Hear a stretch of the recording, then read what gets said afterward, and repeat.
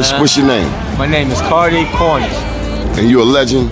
I'm a legend. You're a legend here in Baltimore City. Where we at right now? We live in the 17, Pennsylvania Avenue.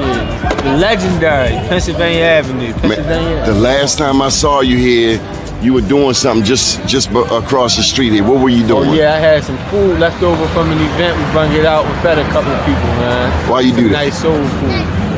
Why you do that? Man, the love that God has shown me in Christ, man, it overflows. That's how it overflows. Yes, sir. We got more than we can use. Already was high within San Antonio, Winchester community, but the age group is getting younger. Children under the age of 18 being murdered in San Antonio has a high peak right now. So our goal is to catch the children.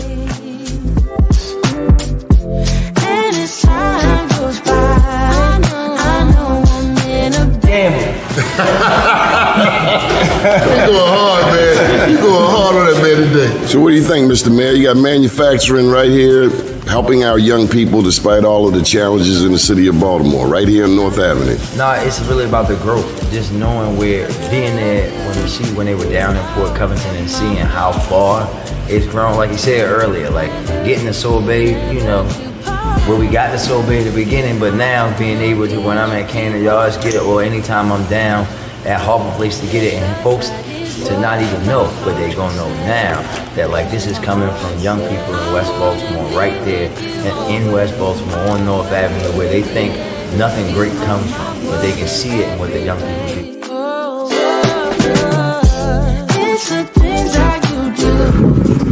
Here on the bank of Mississippi, down right there, French Floyd Mathis. A beautiful town, just leaving Algiers, which is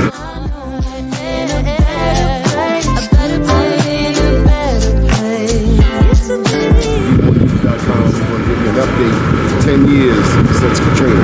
The news.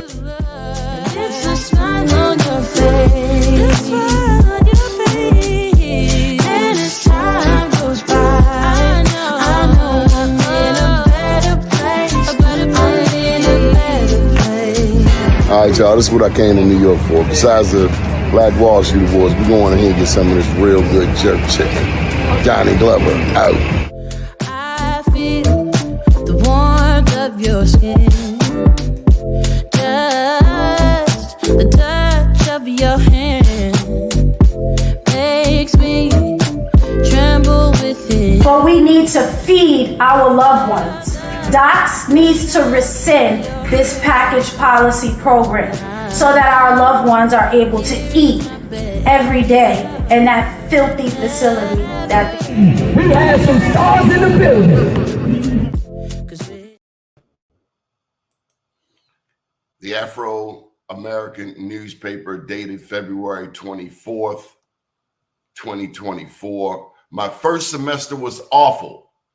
I did not know if I would be able to make it through. I had never seen the grades I got the first year. I was on the honor roll, the dean's list in undergrad, Harding reflected. And this is Kay Harding, associate judge with the District Court of Maryland in Baltimore City since 2022. She weighed in on Larry Gibson's ability to connect with students, even if they weren't on his official class roster. She continues, I believe he might have been the only black professor. If he wasn't the only black professor, he was someone that you could go and talk to and feel comfortable. So I made an appointment to see him, always had an open door policy. Ladies and gentlemen, we present to you lawyer, professor, political leader, author, and downright historical icon here in the state of Maryland, the one and only Larry Gibson. Good morning, sir. How are you? Good morning, my brother. Good morning, Lonnie. 5 decades of educating many lawyers in the area and beyond. What's that like? Well, this is my 54th year as a law professor, but 51st at Maryland. So I guess some people would say I've inflicted a lot of lawyers on society. But I've enjoyed it. And you know what I've enjoyed in the last maybe decade is teaching the second generation of the same family. I'm up to about 30 that I know of where I taught the parent and I taught the child. There are probably some that I don't know about, but I'm aware uh, of that. I mean, this is not just included African Americans. So I'm kind of enjoying it. And I've got a joke with a couple of families that I'm not going to stop until I've taught 3 generations. But the family that I was working on, Beverly Carter's family, both of her granddaughters, one in college now, they don't want to be lawyers. So I don't know. I don't know if I'm going to get that 3 generations, but I've enjoyed it. So is that like being a grandparent? I guess that's what it is. Yes, I guess that's sort of what it is. Of course, I'm now alumni graduates who themselves are grandparents. So I've been blessed to live this long. I'm 82 years old, and so I guess that qualifies as grandparent. I wasn't part of BLSA when I was in law school, and I never took one of Gibson's courses, but he knew about me. He knew what I was doing, and I never told him, but he kept tabs, said Michael Studdard, Associate Judge, District Court of Maryland for Baltimore City since 2016. Quote, that's who he is. He knows all the students, and if you never reach out to him, he still knows what's going on in your life. How do you have the bandwidth to know all of the students in the program? Well, first of all, it's not easy. It's not difficult to identify the African Americans. And I've been the faculty advisor to the Black Law Students Association. And it's pretty easy to do. You're walking down the hall, you see somebody you don't know, you pull them aside. That's what I do. And I guess I don't start it very delicately. I just say, who are you? And we take it from there. So many a student has heard my, who are you? And then I find where they're from, and then we begin our discussion. Then every spring, I have the Black Law Students Association and over to the house, and I've done that for many years. And we take a group picture, and that helps the group photograph as well as the other images. So it's not hard to do. So it's just dawned on me that you and Chief Judge Robert Bell have a common hobby. Photography. Yes, Bob Bell became a member of the bar 2 years after me. I was admitted to the bar in 1967. At that point, and for many years, we were averaging just 2 Black lawyers in the state per year, with several hundred lawyers being admitted, but two Blacks. My year was 3. But the year before me was 1, and the year after me was 1. The year before me was Leroy Carroll. So we were averaging 3. Then came the big year, 1969, when we got 6 Black lawyers in Maryland all in the same year. Oh boy, we thought that everything had been accomplished now. We didn't have to worry about anything more. We had 6 lawyers, and of course, they went on to distinguished careers, and one of them was Bob Bell. He became the highest judge in the state of Maryland. And also during that period, also was Billy Murphy, still going as a very distinguished lawyer. David Allen, Ari Davis. We just lost Ari about a month ago. He became a judge on a court of special appeals. We had 5 Bolivarians and Sylvanus Woods over in Prince George's County. So that was it. 1969, the civil rights movement was over. Black people had nothing more to worry about. We had 6 new lawyers in Maryland, but I decided, as others did, that just was inadequate, and so that's sort of why in 1972 I decided to change professions. I'd been fascinated with being a lawyer, but it was clear that we needed many more, and so that's when I began my teaching career, initially at the University of Virginia. Taught there a couple of years, got married. My wife didn't like Charlottesville. She said it's a beautiful place. We're to visit in the spring. But I'm a city girl. Take me back to the city. I need some sidewalks, street lights, sirens, maybe a little crime. But and that's where when I came back to the University of Maryland, and I've been on the faculty there ever since, although I've taken a couple leaves, like in the Carter administration. I served as the Associate Deputy Attorney General of the United States, but I've mainly been teaching. I dare not challenge your knowledge of history. However, in 1910, Baltimore Mayor J. Barry Mahul introduced an ordinance which in effect said that blacks could not move into white neighborhoods and whites could not move into black neighborhoods, setting off an era and pattern of segregation. Well, it's the first truly apartheid legislation. Let me explain what I mean by that. Of course, there have been discrimination against blacks in housing for many, they had been for many years. But this was the first time that a municipality actually made it a crime, beginning in 1910, for a black to move into a block that was predominantly white. The law was challenged a few times. It took them about 3 years to get it right, but it then became a model for the country as it moved around and be adopted around the country. It was called the Baltimore Law.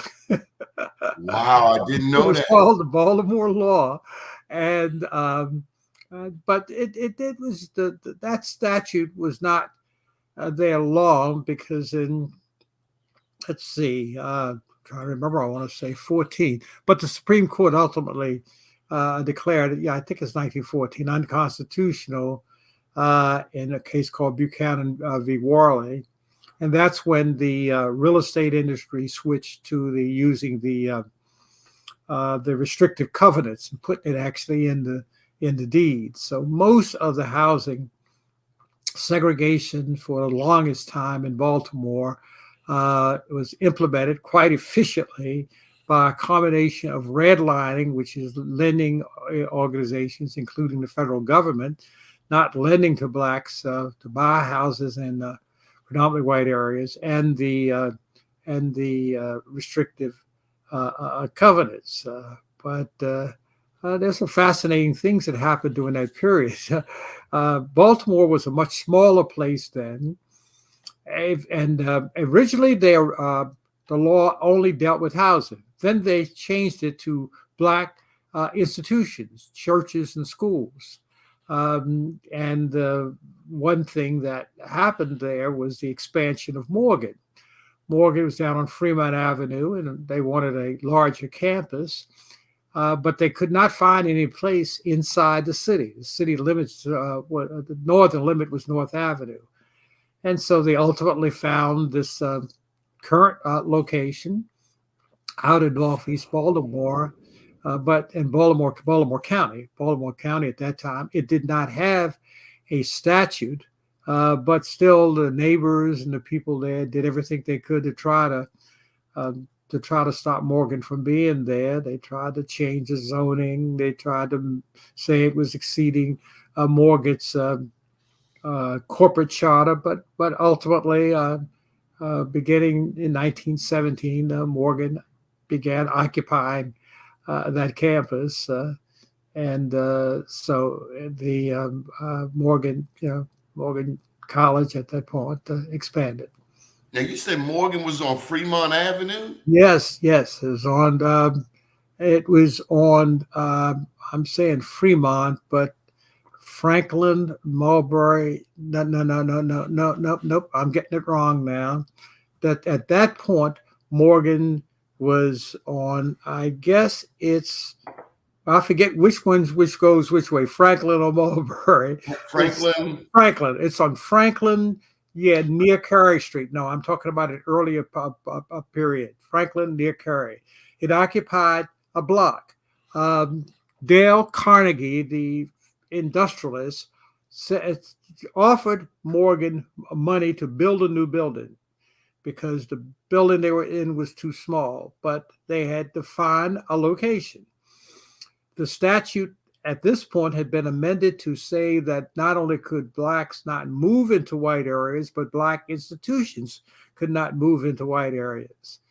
So yes, no, I'm wrong. It was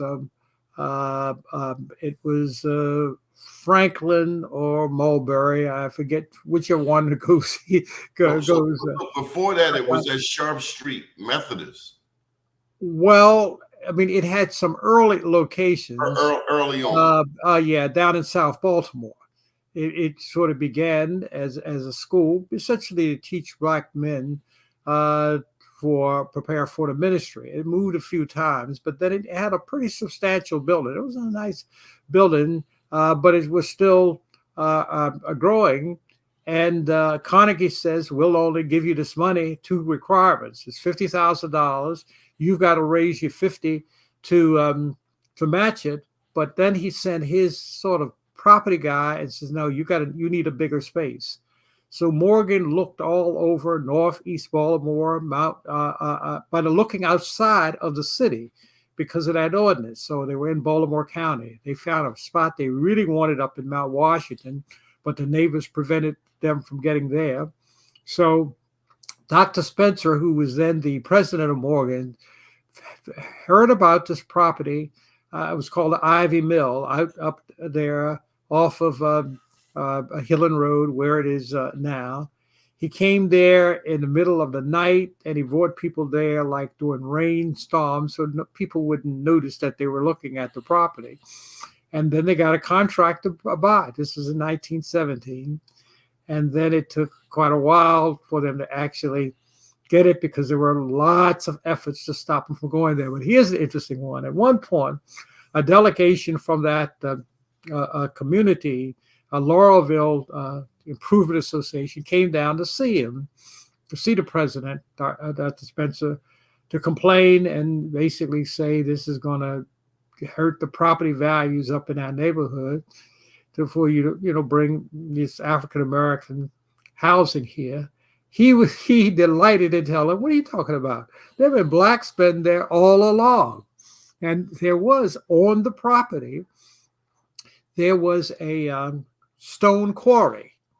And there were 10 houses that the blacks who had originally come many decades before that from Virginia had built stone buildings down along the stream there, which was navigable. I mean, at least it was strong enough to move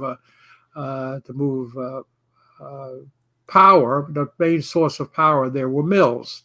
And so he delighted in saying, black people have been here all along. In fact, there was an African-American community on what's now Morgan's campus along the bed of the stream doing this work for decades.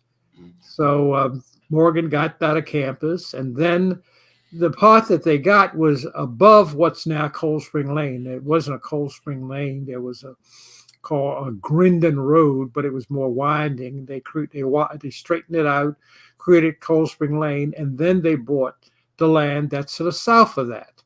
There was a whole lot of controversy with that, and that dramatically expanded the campus. But the expansion that I'm having fun with is the jumping across Hillen Road. They built a wall. They literally built a wall along Hillen Road to separate Morgan from the community there. They've torn down most of that wall, but now they built a shopping center there. It was supposed to be, really quite an impressive thing for the northeast Baltimore, a white community. Well, now Morgan is now the principal developer there. I went last Friday to a Boulay meeting that was in one of the buildings on the on the western side of Hillen Road, where there is a business school and some other Morgan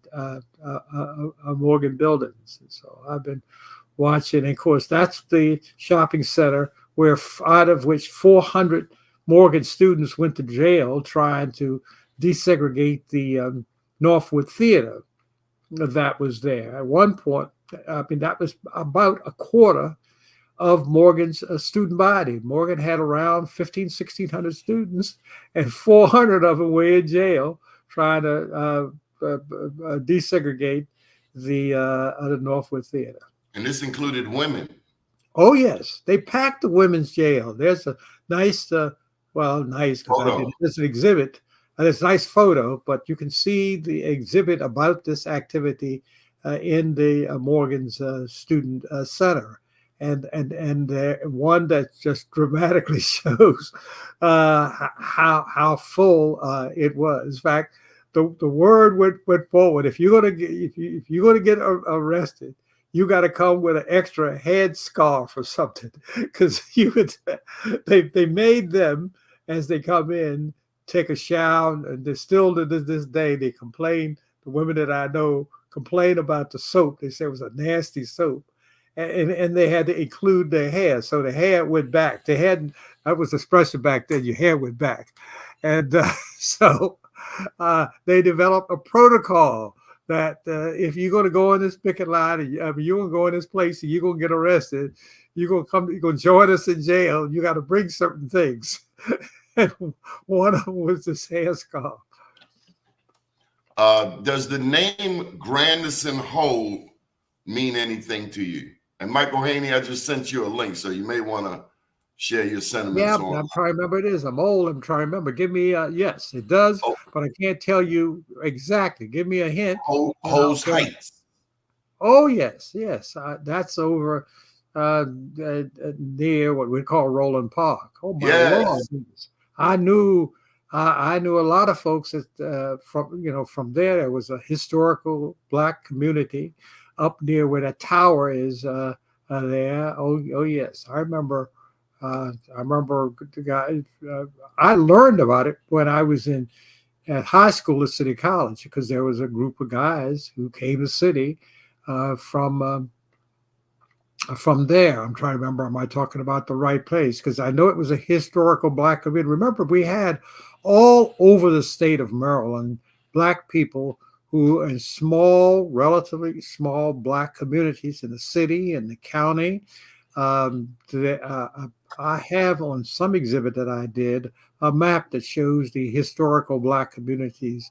For example, in Baltimore County, there were many of them, and Hose Heights was one. So Hose Heights. Now I understand that there was a white man who wanted Grandison Hole to sell him that area, which is Hose Heights, and move to Cross Keys. What I didn't know is that Blacks had already been living in Cross Keys. Oh yes, there was the part where what's now Cross Keys. There was a Black community there. Now let me make sure I'm not confusing Hose Heights.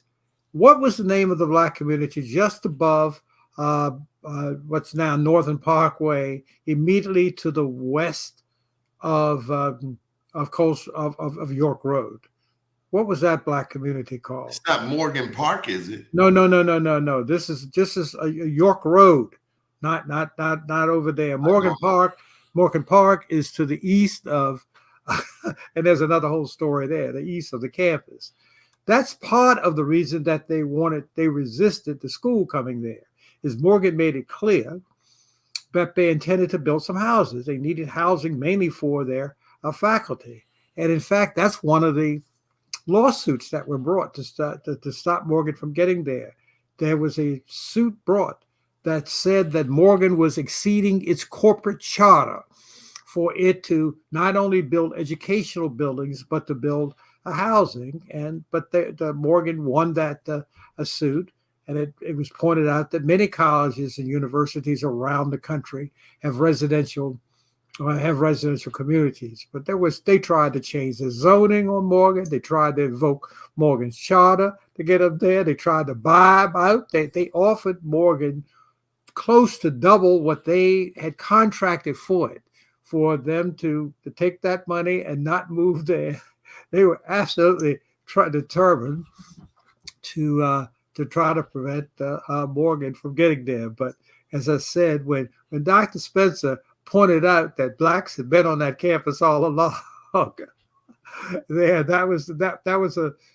I think they knew it all along. A lot of these people weren't invisible, but they tried to act as if this was a new thing. But those blacks had been there for a long time, and they were experts at mining stone. That's why Morgan's campus, you see so many stone buildings. All the original buildings were built from stone. The first one was Carnegie Hall, and it was stone that had been quarried right there. Now, there's a long statement, I don't know whether it's true, that back in the Revolutionary period that George Washington had at the mill there fed his horses. Let me explain. Coming down, there was not only the stone quarry, but of course, this is before there's electricity, and then the industrial power was water mills. And there was a grist mill on the land there also. This is a great big stone that's powered by streams or etc. that separates the hull of corn and wheat from the edible part. So that was there also, and that's why it was called the Ivy Mill property, because that there was this grist mill on the land. It later became a black church, and it was the church of the first African American.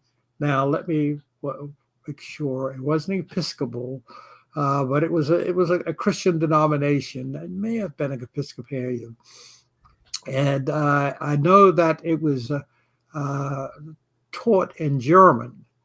And that had been there for a long time. The grist mill actually became the church, and when they were trying to when he was bringing out the board members to assess the property to see if Morgan really wanted to go there. I already mentioned that they would do it that at a time when people wouldn't notice them, but the person who really knew the land was a man named Jimmy Carter, like the same name as the president.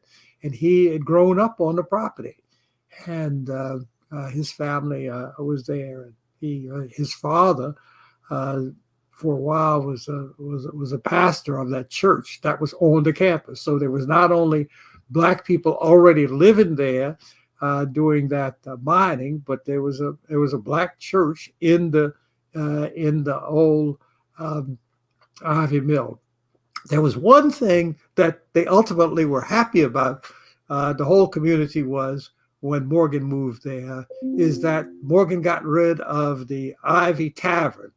The Ivy Tavern was a liquor drinking establishment on Morgan's campus. It had been there for many years, and it was, shall we say, a house of well, there was drinking going downstairs and other things were happening upstairs. A den of iniquity? Yes. And the real funny thing is that downstairs, there were really two sections. There was the white section and the black section. But upstairs, there didn't seem to be any segregation in the upstairs activity. And so when Morgan moved there, they promised the community that they would close up Ivy Tavern, and that became Morgan's first administration building, is that establishment on the campus. So that was one thing that they were happy at. And that was up close to Hillen Road, right near the end of Cold Spring Lane. It wasn't Cold Spring Lane, it was called Grindon Lane. They later straightened it out, but that was a place that had been there for many years. And so that's one thing the community was happy to get done. So I found a photograph. I don't know if I've used it yet on an exhibit. Maybe I found it afterwards, of a voting day up at the polling place, a firehouse up there on Harford Road. And it shows on this particular voting day a significant number of black people from that area coming there to vote. It's the only photo that I have of that black community that was there, and it was a voting day, and it was a long time ago. I didn't have it when I was doing the exhibits. You know, I've got a bunch of exhibits around on what I can say. They keep letting me add stuff to their walls. I mean, there's an exhibit about the civil rights, but it turns out that I was doing an exhibit for about Enola Macmillan, and her family lived for a short while on that campus, and I found in their old family photos more evidence of that black community that was there. Well, I wanted to. Oh, Haney, how you doing, Mike? Can you hear me? There's my good brother there. Yes, sir. Mike. I absolutely can. My good Masonic brother. I just wanted to. Good morning, first. Yeah, absolutely. And Doni, thank you so much for inviting me in. I'm only going to take a minute because I'm intrigued by the story. And, you know, Mr. Professor Gibson, or Sergeant Grand Inspector General Larry Gibson, you, brother Gibson, reminds me every day. He reminds me that the work is never done. You know what I'm saying?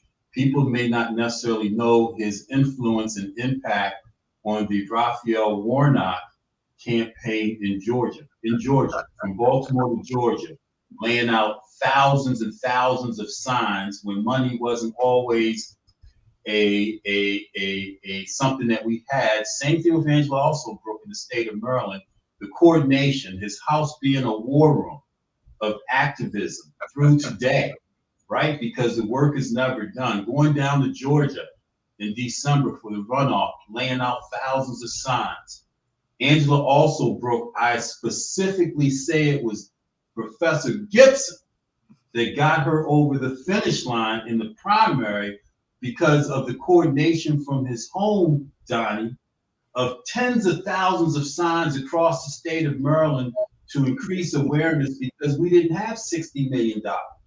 And so he went to a ground game and explained to us how this ground game in the 21st century, indicative of what happened in the previous years of elections for us, was something that we had to do. And there is no doubt in many of our minds that this ground game that Larry Gibson coordinated out of his home was instrumental in Angela Alsobrooks. So our work is never done. Mr. Gibson continued to remind me that he's 82 years old, Brother Haney, and I can't do what I used to do, but his energy and influence on the processes that affect us today, we have to ensure that we recognize it by going to the polls and vote. That's all I'm saying. Let's go to the polls and vote so that we can recognize the influences of people like Professor Gibson, SGIG Gibson. Thank you so much, sir. I just wanted to say that too.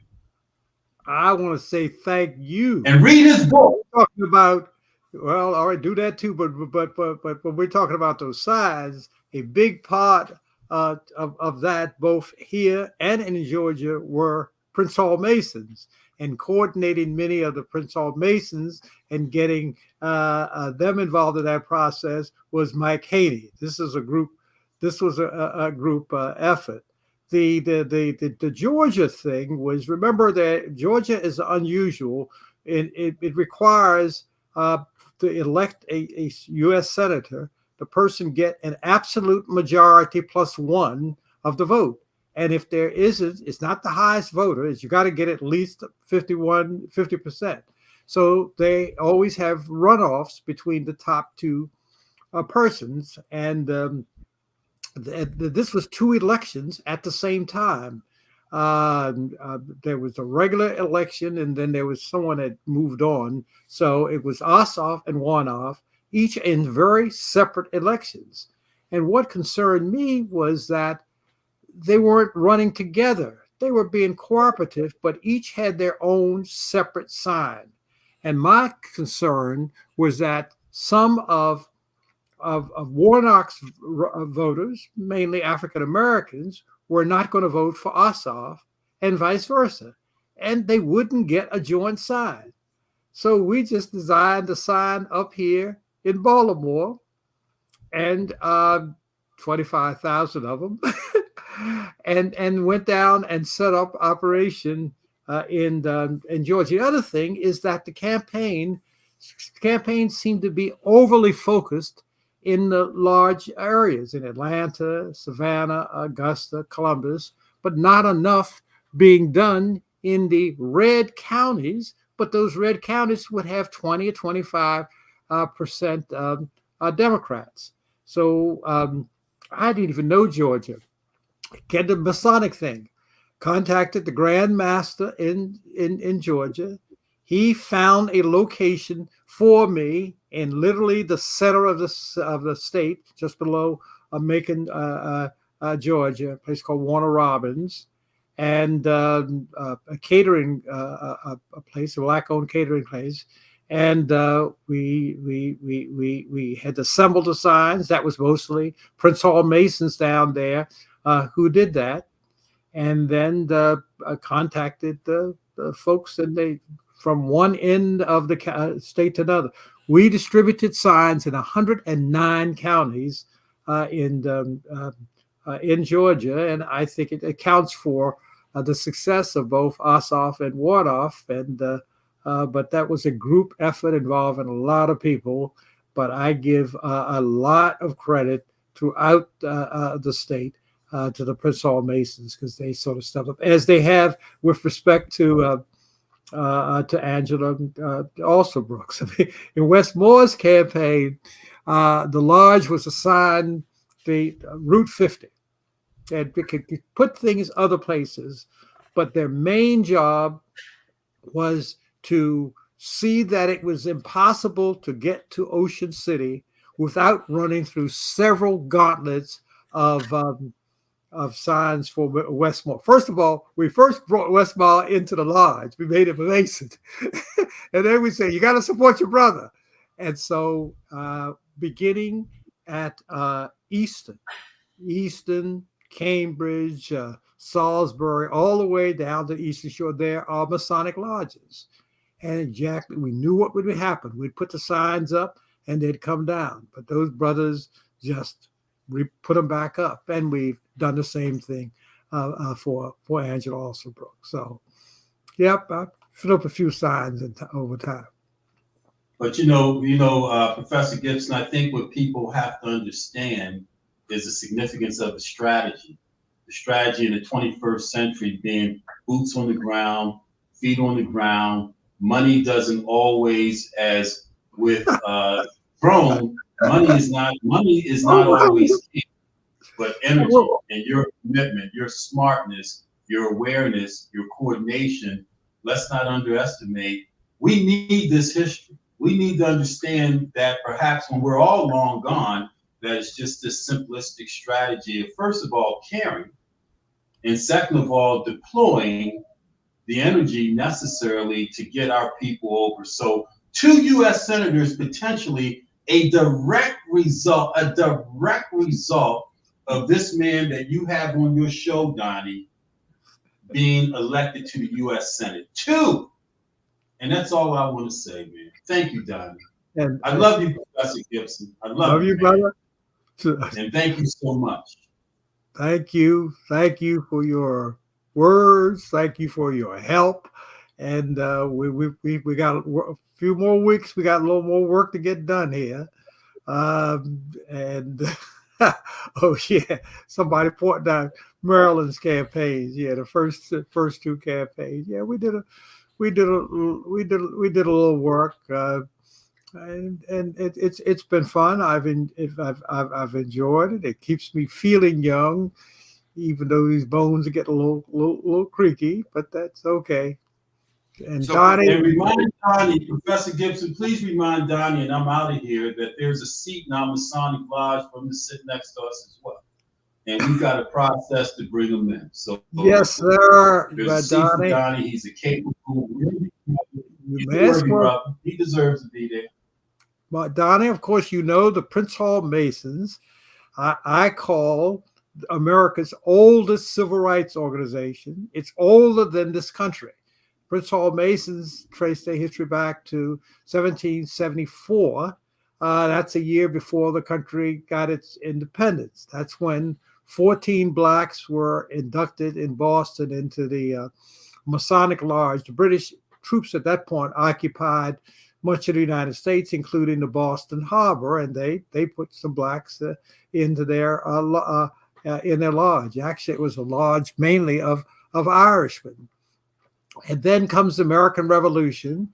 We get independent U.S. From Britain, but the Americans decide they don't want to continue to have any blacks in their lodge. And they threw away lots of papers connecting them to the British, the Home Office of the Masons. So what Prince Hall, who was the leader of that group of blacks who were Masons, did was to send to England and got his own charter. And to this day, the only intact physical paper charter from the home offices back in Britain for Masons is the Black Charter. It's in a bank vault in Boston. They bring it out every 10 years because the white Masonic lodges destroyed all of theirs. So we, the Black Prince Hall Masons, are the most provable, authentic Masonic lodge in the United States.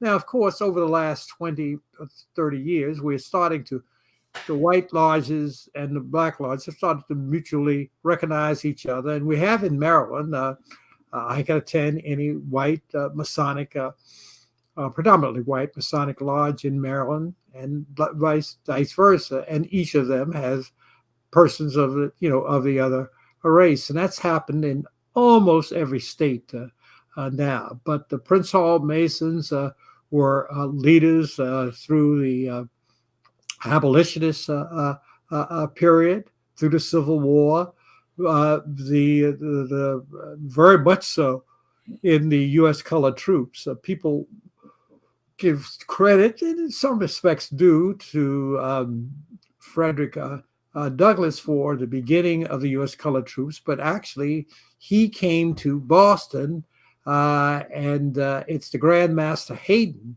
who really was responsible for the assembly of the 54th regiment, that first black regiment that's part of the movie, what's called Glory, Denzel Washington and all. And throughout the Civil War, the black leadership in the U.S. colored troops were principally Masons. I write a lot, of course, about Thurgood Marshall. I used to wonder why Thurgood Marshall was never killed, because they were really killing people. It was very dangerous to move around the South. But it turns out that every place he went, he had a private security force who called the Prince Hall Masons. Those guys would meet his train. They would move him from one place to the other. They would change his location where he would sleep.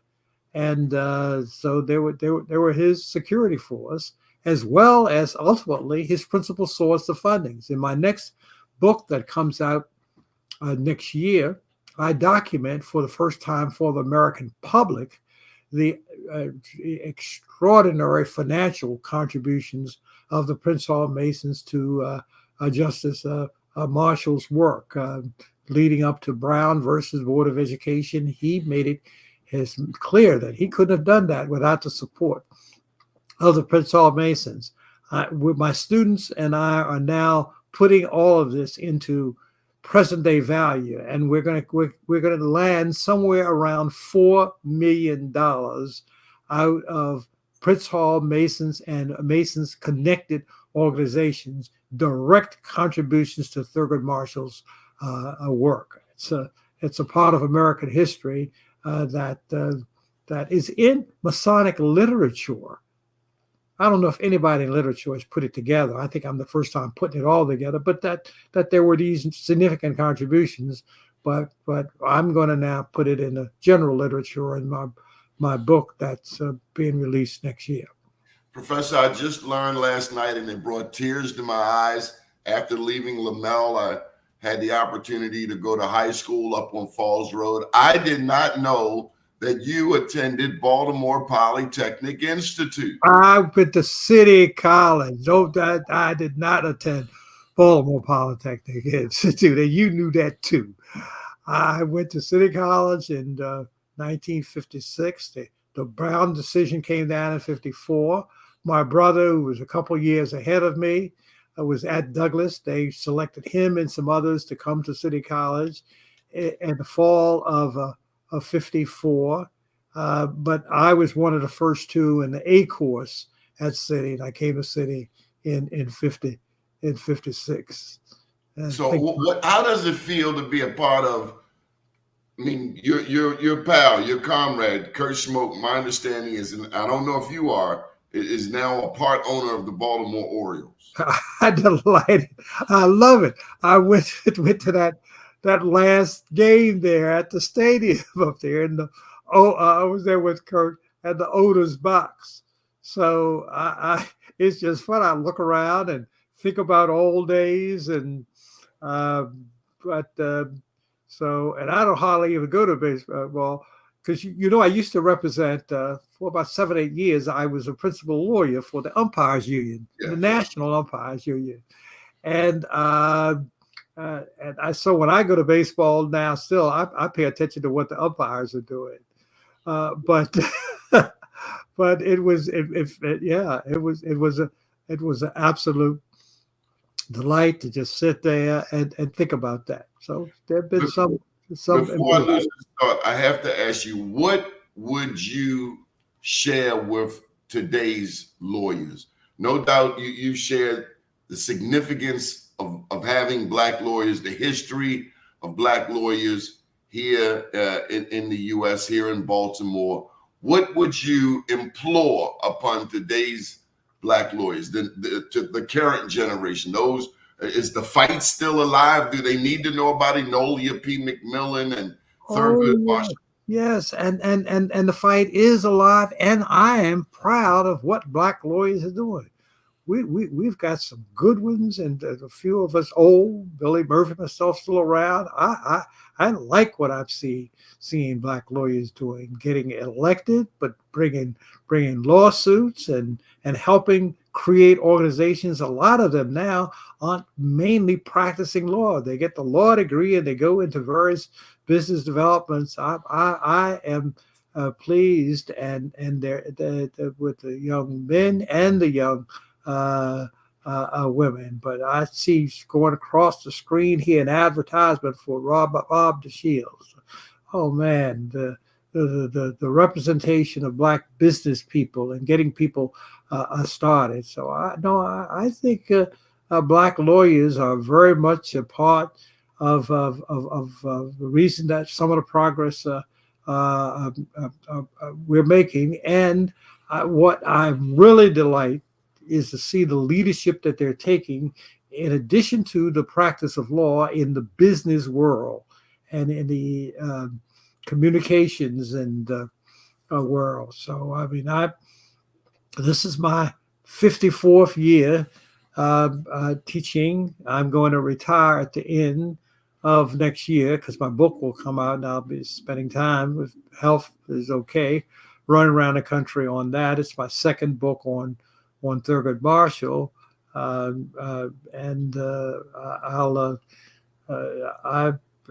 would just say keep becoming lawyers and understanding, as they seem to be understanding, that a law degree is useful to practice law, but it's also because you get to understand the structure of things is useful in lots of other kinds of undertakings.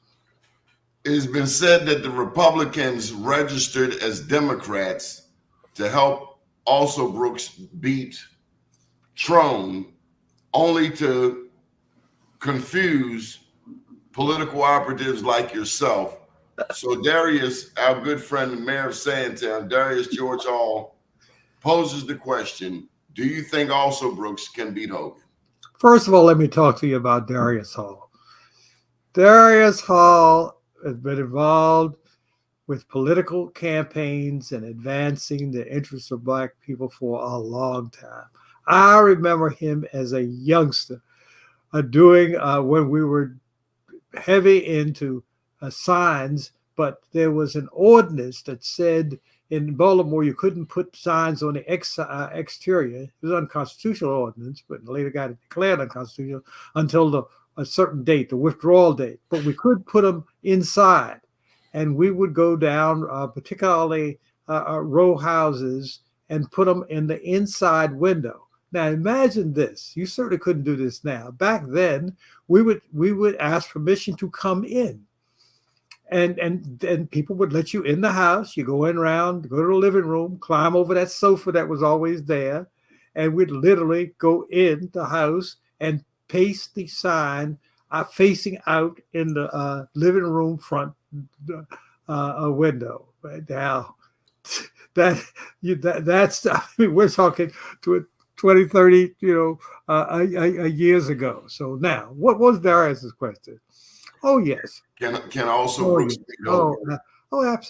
absolutely. And not only is she way ahead on the polls, but I've been just watching the early voting numbers as to by mail, way ahead of the Democrats are. And in fact, I'm going to give you that, but we're going to get in-person voting real soon. But I watched the mail, and I think Democrats have sent in Maryland. I'll tell you, it's close to 70% of the Maryland early voting by mail. Now we're getting ready. Well, it's 67%. 67% Democrats, 18% Republicans, 15% other. Not only that, I think that there's going to be a strong vote for Democrats across the board, but including Angela, from women.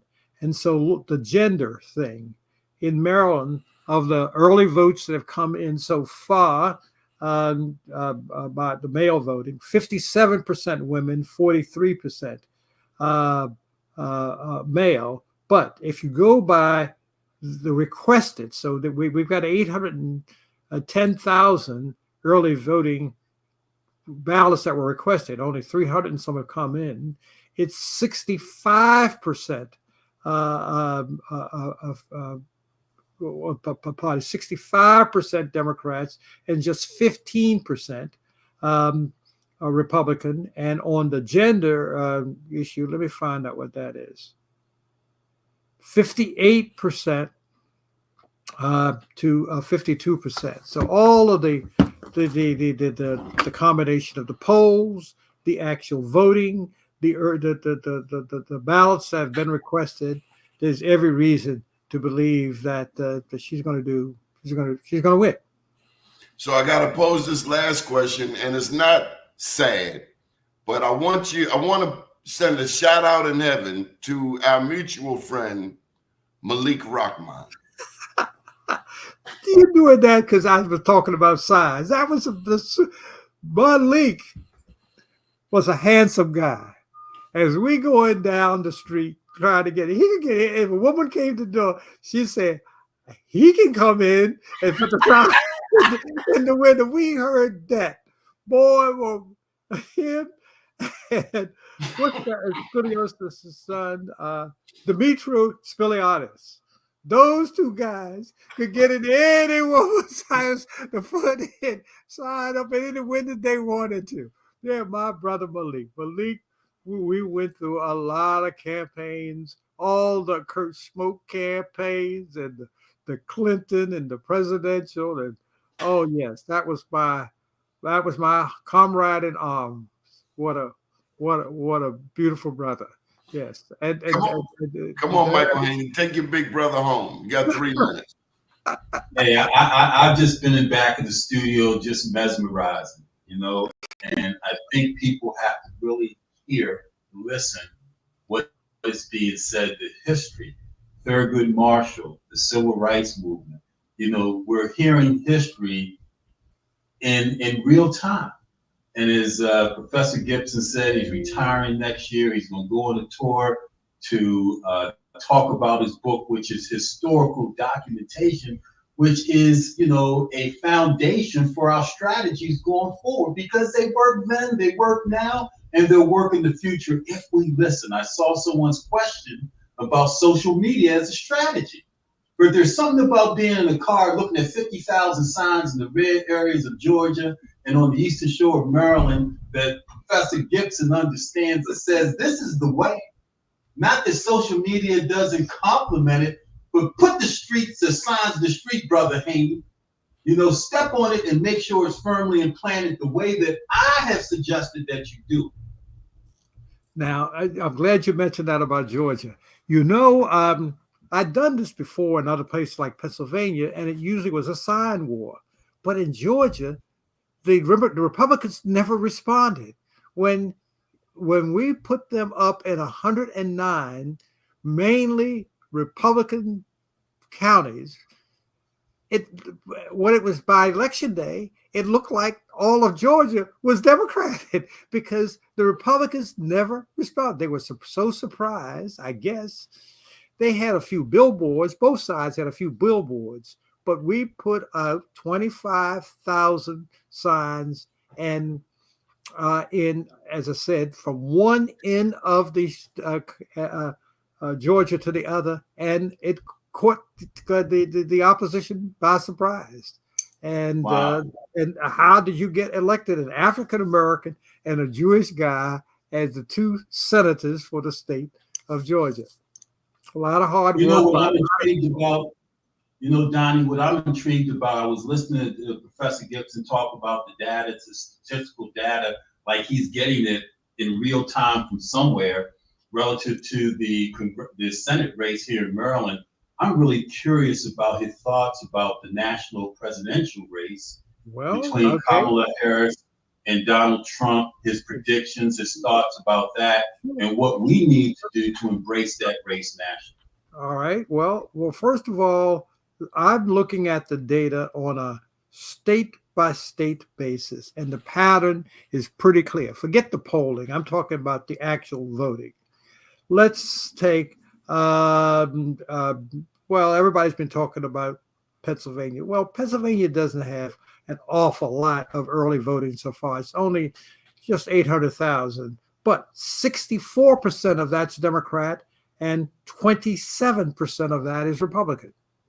Now the polls would be different, but and they got 1.7 million requests.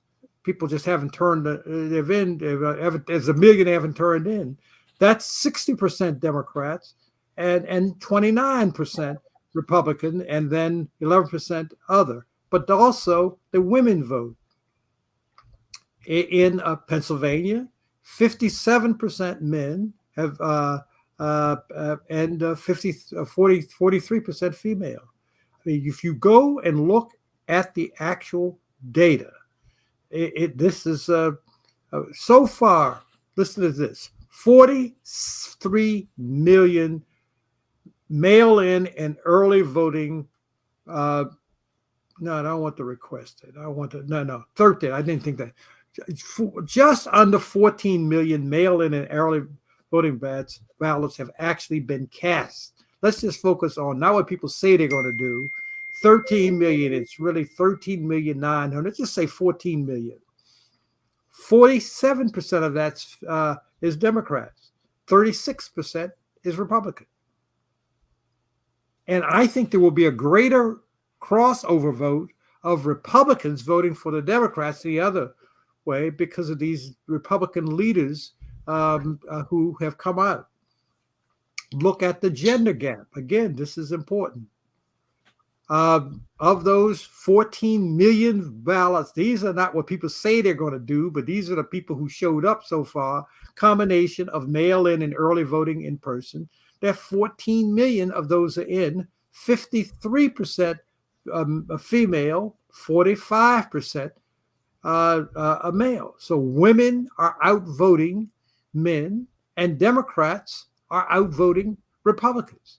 And I can give you that, state by state. And so yeah, everyone's learned how to game the polling. Well, what are you going to do, and who you're going to vote for, and then whoever's conducting that applies what they think will be the composition of the voters. This is the actual numbers of the actual votes that have been cast as of this morning. And some of the battleground states, let's go to, let me just, for example, big state, real important, is Michigan. Let me see, as of right now, what's the deal? There have been 1 million ballots cast in Michigan. 1,025,000. 54% are Democrats, 36% Republicans, and 10% others.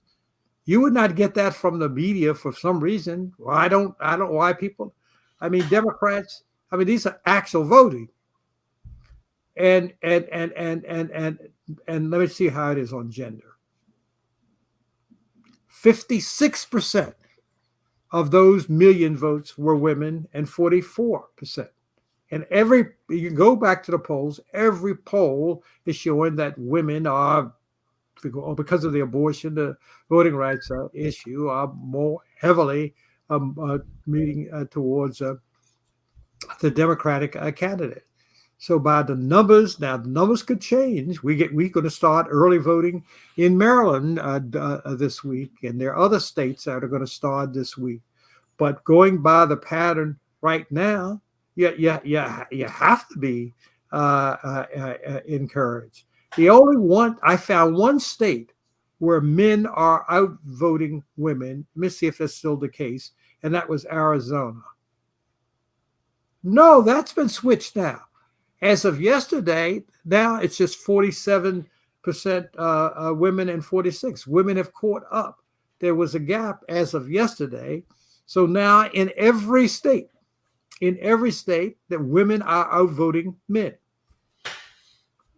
In every state. In every state, yes. The last holdout was Arizona. Yes, in every state where they are, where there's early voting and in vote. Okay, let me just see what's happening in Georgia. I've been keeping an eye on Georgia. See if my Georgia numbers are. Okay, now more Georgia's. Oh, Georgia's had 1.4 million early and in vote person voting. Oh no. In Georgia, the Republicans are outvoting the Democrats. Wow. 49, but remember, it's usually overwhelmingly. But now, no, Democrats are 46% of the party of the vote. Democrats, Republicans are 49. So that's many states like that. But in Georgia, as of this morning, I think that was so also the yesterday.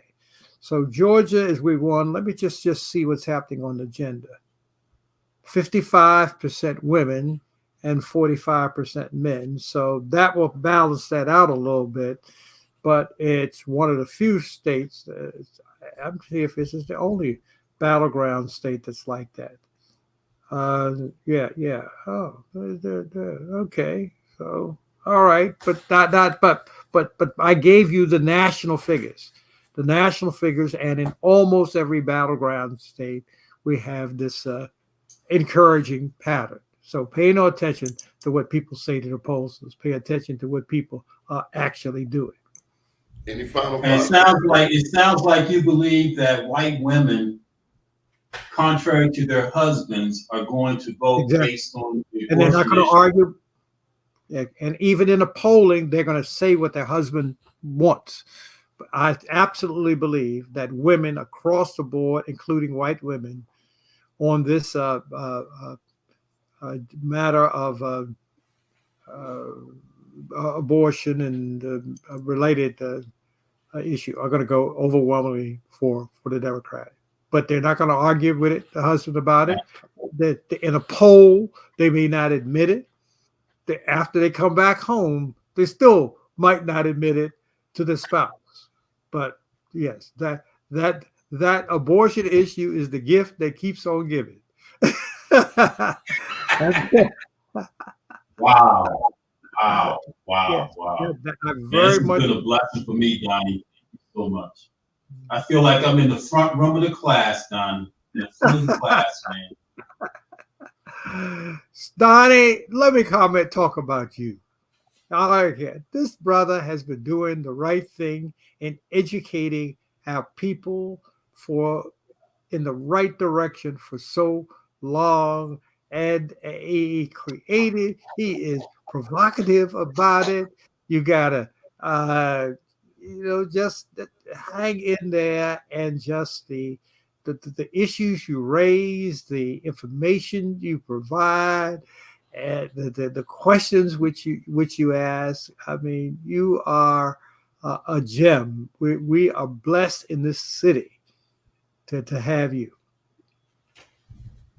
Thank you, Professor. I gotta concur with that, Professor Gibson, because he's an inspiration for me. He and I go at it, Doc, but that's what, Professor, that's what it's all about. Him and I go at it, but I'm learning. Well, Doni gonna make you do that. No, Yeah. we don't know. Doni is provocative. I guess that's the right word. It makes you think. You go in it, and sometimes he be a painted. I guess well, he's persistent. Yeah, I love that problem, man. Thank we you got to for get him joining. in that Masonic seat. We got to get him in that Masonic seat, Doc. Yeah. I'm going to work on that. You work on it. You know, Oh no, he gonna cause trouble in the lodge. I don't know. My dad belongs. So the Masonic, we're orderly, and we respect the elders, and I don't know. You got to talk. I mean, that's what I work on. I work on. You got to work on it, because Doni.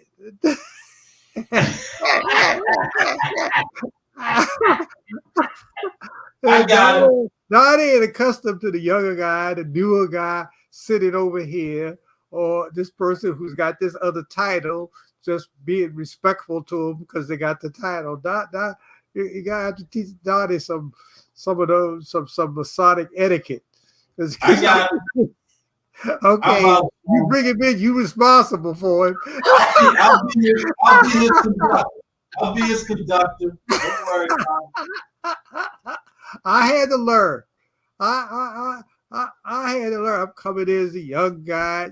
No, you sit down over here. You at the third degree, and and there's some folks ahead of you. And so, okay, you. I got that. You be his guide. I'll be his guide. I'll be his conductor. I got him. But he deserves to be where we are.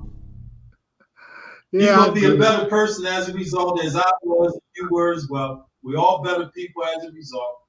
I agree. Making good men better. Making good men better. That's what we do. Professor, thank you for joining. Thank you for having me.